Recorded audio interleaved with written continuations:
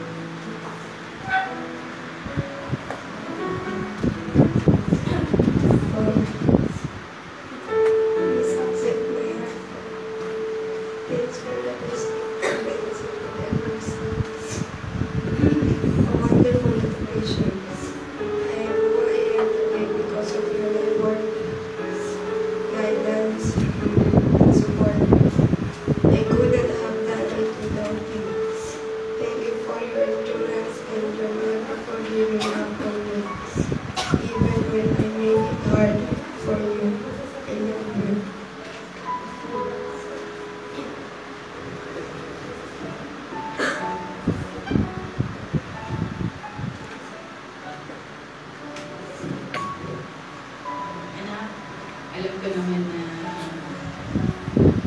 lahat ginagawa mo para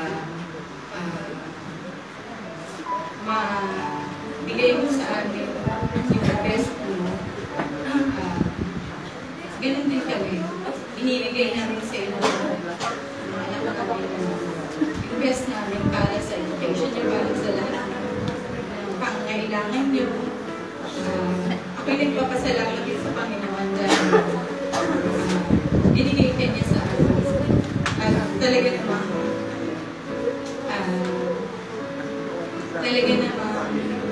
binibigyan mo ng kahalagahan yung mga hindi namin sa pagtulog sa gabi dahil kaya first pagpapagal namin para sa iyo. So, yun, papasalamat ako sa Diyos at saka sa iyo dahil patuloy ka na nagiging puting bata hanggang sa paglaki. Yan lang.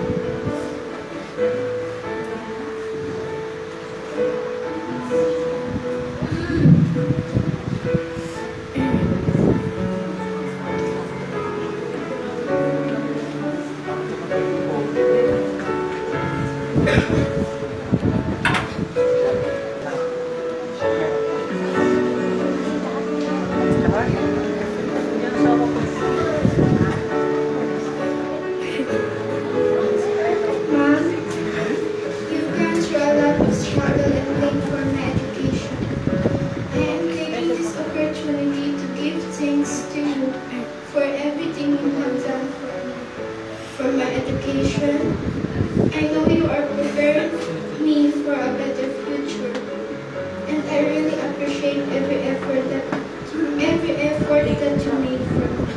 Thank you, Mom. Ayan, love you, anak. Tapos, thank you kay God kasi patuloy ka niyang ginagabayan kung mahirap yung situation natin kasi kayo lang naiiwan sa bahay, pero bilang panganay, although mahirap yung responsibilidad mo bilang ate, nagagampanan mo sa mga kapatid mo at sa pag-aaral mo talagang wala akong masabi kasi simula sa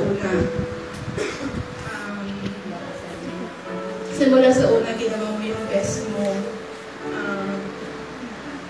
Sana ang wish ko lang or patuloy kong panalangin sa Panginoon tulad ng inawit mo nung 4 years old ka na sana patuloy kang maging servant hanggang sa paglaki mo. Huwag mong ihiwalay or huwag kang ihiwalay sa ating Panginoon dahil siya lang yung makakatulong sa iyo at patuloy kang maglingkod sa Kanya. I love